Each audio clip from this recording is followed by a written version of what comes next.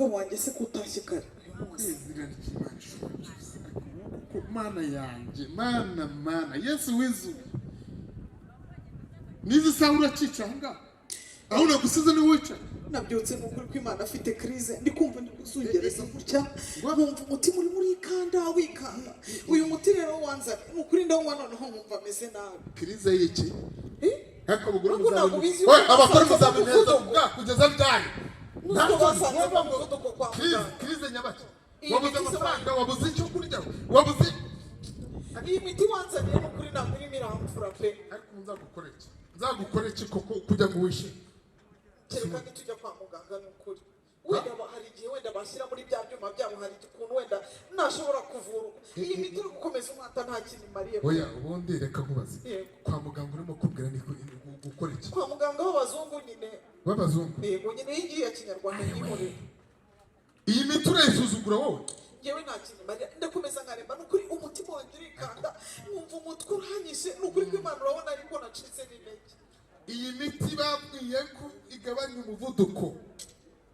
warangiza uzajya reka nkuba uzajya uri kwa bitaritse ku zuba ugira gutya izuba ugira akazuba n'umva ngashaka kuri kw'Imana ni gutyo amaraso atazayaga nta soni icara ahantu hamwe umenye ngo naho ngaho ibintu by'umuvuduko nkwiyana gotomera nawe unyoye n'ukuri kw'Imana gotomera maze kumuhuduka gotomera natunyoye reka nongere nta soni n'igihe bimwe bidafite n'ibipimo n'ukuri ngahumva umuriro ufite umuriro se wiki ni izuba nyine uyu muti nawe uhawe n'abaganga bizewe kandi bagihaye nta soni ahubwo se abana bari abana bagiye mu bizami ukora ibyo wamugana maze mbese ngaho ntacyo mpfumira nyine nuko mba numva ameze nabi nanjye meze nabi nyine nukuri nta mbaraga afite mbabarira ahubwo mba nyine kubwira arashambure batararangiza ibizami arashambure sirivu kuri arashambure nukuri meze nabi nukuri kw'Imana ndanavuga gutya mu gisere ejo bundi nijoro nakubwiye ngo tujye mu cyumba nako uhindukire urambwira ahubwo unywa amazi yo kunywa ngo umuriro ngo ibiki ibintu byose ngo wacitse intege ngo umutwe urakurya umva nase niba umutwe warakuriye habaye iki habaye iki ariko nyine mba numva nta ntege mba numva yuko ntashaka no kugira ikintu nakora ku buryo izo ntege zawe ntuzigura njye nzazigura umutekano muke niba wabaye mu ipantaro yanjye ni gute nakubwira umva nukuri kw'Imana mbabarira ariko ese reka nkwereke ngo mbabarire tukajya kwa muganga ahubwo gira kwa muganga niho tubikorera oya reka tujye kwa muganga niba iyo bampaye imiti ni mama y'Imana kandi wa muganga uneza abantu niba kukubwira ngo tujye arashambure dukore kwaje warangiza ngo kwa muganga kubera ko nyine numva rwaye iyi miti nyihorere n'ukuri wikomeza kuyimata pe uzi n'ikindi yego uzi n'ikindi ndagusabye ibintu ni bibiri aho kugira ngo mbeho ntariho kandi narakoye hitamo ikintu kimwe jya kurwara kwa nyoko cyangwa se menye ko uri umugore mu rugo